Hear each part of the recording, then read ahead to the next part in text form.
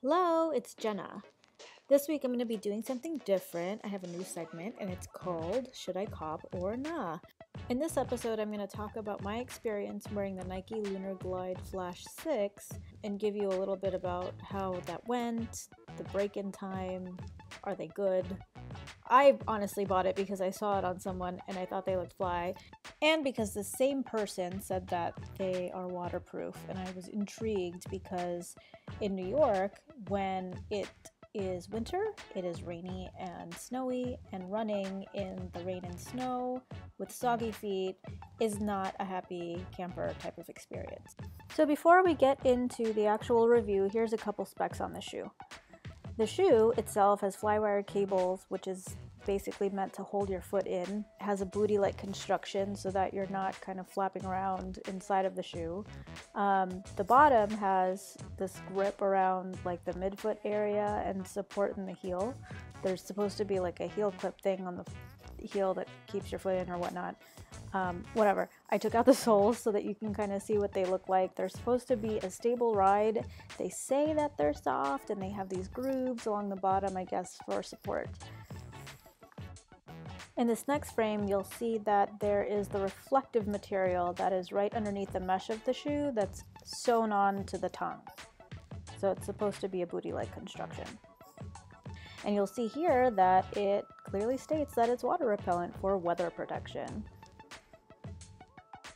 Here's a shot of the heel and some of the back parts of the shoe up to the midfoot. So on the Nike website, you'll find that this is what they're advertising. And my job right now is to tell you whether or not it really lived up to the challenge of what they say that they're supposed to be doing. Here's what they look like on feet. I took these out on a really cold, snowy day. It was probably about maybe close to 30 degrees, but you'll see that it's really cold outside with the snow still on the ground. This was the first run that I did in them. Here I'm running in them in Prospect Park in Brooklyn. Subsequently thereafter, I took them on a couple more training runs since I was training for the New York Half Marathon. And the weather was really bad, so because it was raining, I wanted to wear them and they tore up my feet. After this actual run, I looked up the shoe a little bit more to see if it actually was meant for my foot, knowing that I've been fitted for running shoes before, and I'm usually a neutral-footed runner, and looking on Nike's website, I found out that these are actually a stability shoe, which is completely wrong for my foot type. So I would highly suggest that if you are looking into getting into running, you should really go and get your foot really fitted out for a running shoe, because you could be wearing the wrong shoes. And from my own personal experience using this shoe for somebody who is a neutral-footed runner, wearing a stability shoe, I learned the hard way. Upon running in the shoe, I realized that there was so much support in places of my foot that just didn't need it. And even though it said that it was a soft and stable ride, it felt hard as fuck. I was pounding on that pavement and it just hurt my midfoot all the way to the back of my heel. So this is probably the best part of the shoe. I actually really like how these look with the flash. They actually don't shine as brightly as I thought they would when I ran at night.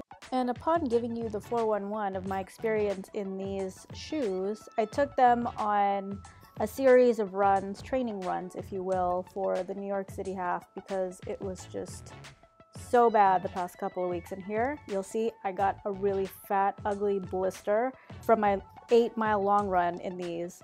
And then I ran again in these with the snow and it was fine. But again, shorter runs were fine once I kind of broke them in, but it took me about 4 or 5 times to wear them before I was in a place where I could officially confirm that these shoes were only good for short runs. So that's a long time to break in shoes. So let's see if these were as advertised. Let's recap. Responsive cushioning. No, they were hard as fuck. Didn't work for me. Hurt my feet. Just thumbs down. Weather protection and visibility. Yes, so the visibility you saw with the flash, they were good. I hopped in a few puddles and my feet actually stayed dry, so that was a good thing. Stability, I give it a Kanye shrug. I mean, that's really up to you. I'm a neutral-footed runner, so the shoe really wasn't for me. And then the dynamic fit technology, the thin booty, the updated heel clip, I mean, it was all there, so thumbs up for that. And the flex grooves for natural range of motion for your specific foot. If you're a stability footed runner, then yes, but for me, hell to the no. That just did not work at all. So what did we learn? We learned that if you're new to running, go to an actual specialty store to get fitted for a shoe. And I'm not talking about Foot Locker, I'm talking about a specialty place, because you will get blisters on your feet. Worse than this, if it's the wrong shoe. I would probably give it the good old Kanye shrug, just because I think that they're good for short runs and rain, for me at least, and that's how I'm going to continue to wear it. But don't count on these for long runs if you're neutral footed. You will hurt.